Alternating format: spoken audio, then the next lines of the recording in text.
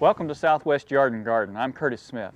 Last week we looked at a greenhouse that was constructed from recycled materials. Today we're going to look at a greenhouse that was purchased. And so there are various options we can use here in New Mexico.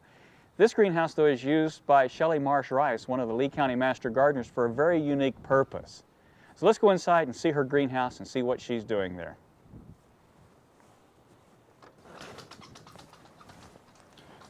Well, hi, Shelley. This is a really interesting greenhouse here. Well, thank you, Curtis. Welcome to the Rosebud Ranch. Rosebud Ranch. Now, I saw the cattle outside, but I see a lot of things in here that don't look like cattle. Well, we have a little water gardening business called Secret Gardens from the Black Marsh, and we raise and sell water plants. Aha, and that's what's going on here. Yes. And you're using this in a very unique way in that you've got water plants in a greenhouse.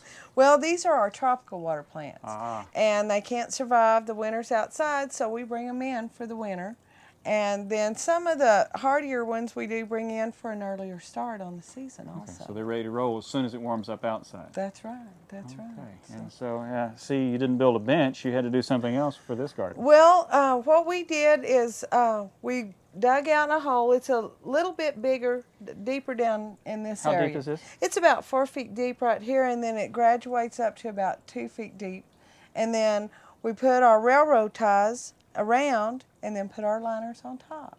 Just like building a pond outside, kind of, except it's inside a greenhouse. You bet. And it works real well because it seems to insulate a little bit better deeper in the ground. And the ground helps provide heat, and also the water holds a lot of heat. So as it warms up in the day, that's absorbing the heat and keeps it pretty warm in here. All the heat that I even put in here at night is just a small space heater because we keep it locked up and it's pretty airtight.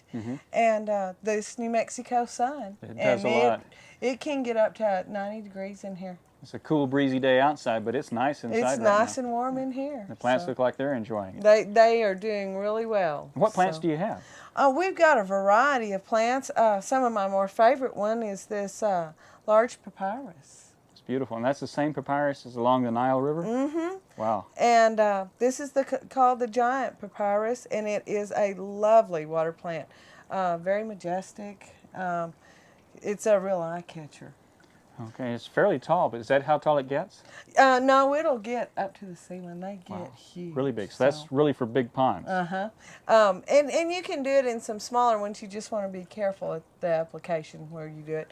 This is the one that most everybody is more familiar with. This is the smaller papyrus. That's cute. Isn't that cute? It's a neat little plant. Looks the same thing, but small. So it'll fit a smaller pond. You bet. And here in New Mexico, where we're worried about water, ponds are pretty efficient use of water. They don't use a lot, especially if they're grown right, and they don't get carried away. Right. The biggest problem I found for New Mexico ponds is the wind. Yeah. And you need some kind of wind protection. A windbreak's a good idea anywhere, but especially if you've got water exposed. In this area, the windbreak almost is one of the biggest parts of a water pond.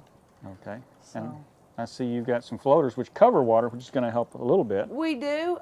We carry the hyacinths, which are illegal in some states, but they're not in New Mexico. We don't have any waterways that we're in danger of contaminating, and they freeze back very easily. Yeah, these wouldn't be hardy here, would they? No, and we, as a matter of fact, have some problems in the summer with them because the intense heat just will fry them. Just bleach them out. They tend to do better in a shade garden. Well, a lot of urban landscapes where there are ponds, the shade is usually a problem. This would be a good plant for that. It is. It is a good plant, and they have a beautiful bloom, and they're a wonderful filter plant. You can see this root system on them. A lot of roots. Look like they would do a good job. They do a wonderful job. Another nice floater is the water lettuce. Oh, that's pretty.